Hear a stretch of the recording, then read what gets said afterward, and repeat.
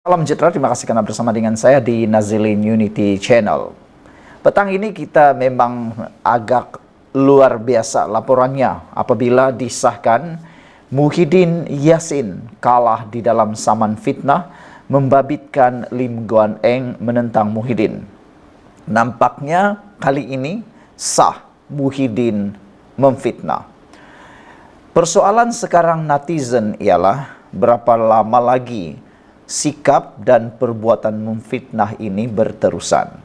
Muhyiddin Yassin yang merupakan presiden kepada Parti Bersatu dan Ketua Perikatan Nasional kini terpalit dalam kes fitnah ini. Bukan sekadar didakwa tapi telah pun didapati bersalah dan dijatuhkan hukuman bersalah. Hari ini Muhyiddin Yassin telah diarahkan oleh mahkamah untuk membayar sebanyak 1,35 juta. Bayangkan saudara, itu bukan jumlah yang kecil. Ini jumlah yang sangat besar. 1,35 juta. Netizen mula mempersoalkan, kalau pengerusi pun didapati bersalah memfitnah, bagaimana pula dengan ahli-ahli Perikatan Nasional yang lain? Adakah ini juga akan menjadi indikator bahawa apa juga akan dilakukan, apa saja sanggup dilakukan untuk meraih kemenangan dan undi dan sanggup memfitnah? Hari ini disahkan Muhyiddin Yassin telah dijatuhi hukuman kalah dan terpaksa diperintahkan oleh mahkamah untuk membayar ganti rugi sebanyak 1,35 juta ringgit. Jumlah yang sangat besar kepada Lim Guan Eng selepas didapati bertanggungjawab memfitnah pengerusi DAP itu. Nah itulah kan, selama ni ramai orang yang menyerang Lim Guan Eng. Tapi akhirnya terbukti di mahkamah bahawa Muhyiddin Yassin bertanggungjawab memfitnah pengerusi DAP ini. Kita akan lihat nanti apa pula komen Muhyiddin Yassin dalam kes ini. Adakah Muhyiddin akan merayu ataupun adakah Muhyiddin akan dapat membayar jumlah saman tersebut? Tidak pasti. Kalau tidak dapat dibayar, adakah Muhyiddin akan dipenjarakan atau tidak? Kita pun tidak pasti. Tapi yang pastinya hari ini persoalan mula timbul. Dari mana Muhyiddin nak dapatkan 1,35 juta ringgit itu?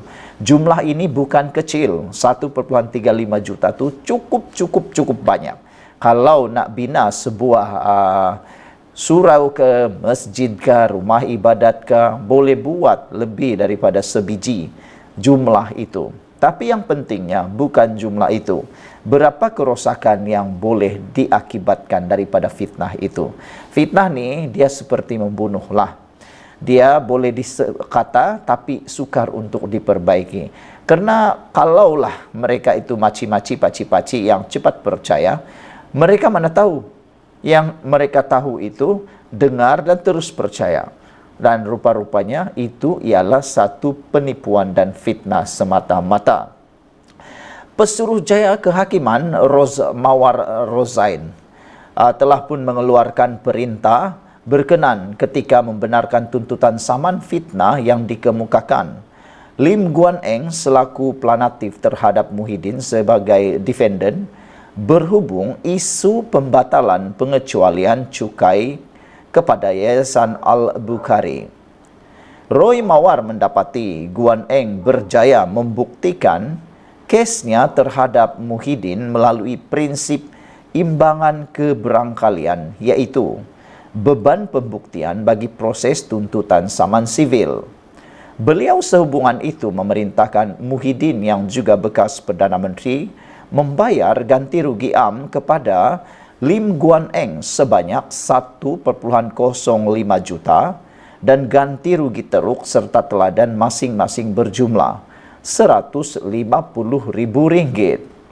Muhyiddin turut diperintahkan membayar kos berjumlah Rp50,000 kepada Guan Eng yang juga bekas Menteri Kewangan dalam Kerajaan Pakatan Harapan PH daripada 21 Mei 2018 hingga 24 Februari tahun 2020. Ketika membacakan penghakimannya, Roz Mawar berkata, tingkah laku Muhyiddin adalah tidak wajar kerana beliau mempunyai sumber yang boleh digunakan untuk mengesahkan sama ada pemahamannya betul berhubung fakta dalam kenyataan tersebut. Ini adalah keputusan mahkamah. Benarlah apa yang mahkamah kata.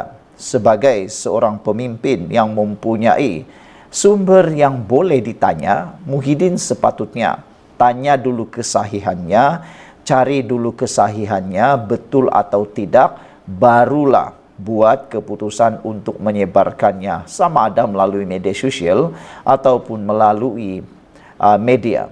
Tapi kegagalan Muhyiddin berbuat demikian menerima padah apabila diperintahkan membayar 1,35 juta dan telah pun kalah memalukan di mahkamah.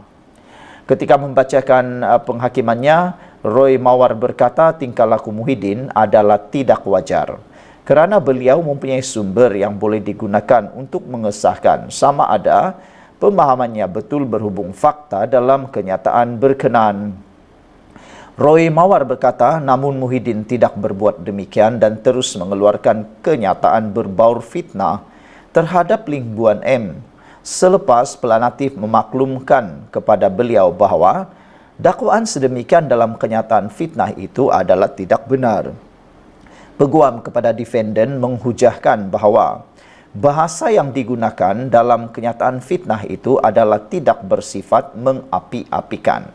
Mahkamah ini tidak dapat menerima hujah sedemikian kerana konteks kenyataan yang dipertikaikan itu adalah dalam maksud semula jadi dan biasa, menimbulkan sentimen perkauman. Pelanatif juga seorang saksi yang boleh dipercayai dan berwibawa. Beliau tidak goyah walaupun ketika diperiksa balas semasa perbicaraan. Keterangan Ketua Bahagian Cukai Kementerian Keuangan menguatkan kes pelanatif dan melemahkan pembelaan defendant katanya.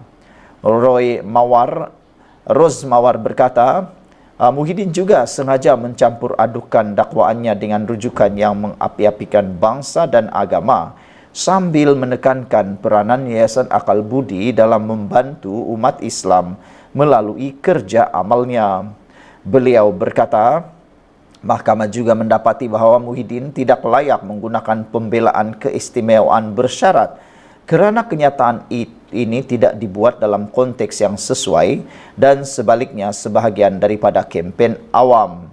Menurut Roz Mawar, kenyataan itu dibuat sejurus selepas siasatan SPRM terhadap Muhyiddin dan ia mencadangkan motif yang tidak wajar untuk mengalihkan perhatian daripada isu yang dihadapinya. Beliau berkata, bukti niat jahat boleh mengatasi prinsip keistimewaan bersyarat yang mana mahkamah dapati bukti niat jahat itu ada berdasarkan bukti bahawa defendant berniat untuk memesongkan siasatan terhadapnya dengan mengaitkan pelanatif. Sekian untuk kali ini. Jangan lupa tinggalkan komen anda, share video ini. Kita jumpa lagi. Bye-bye.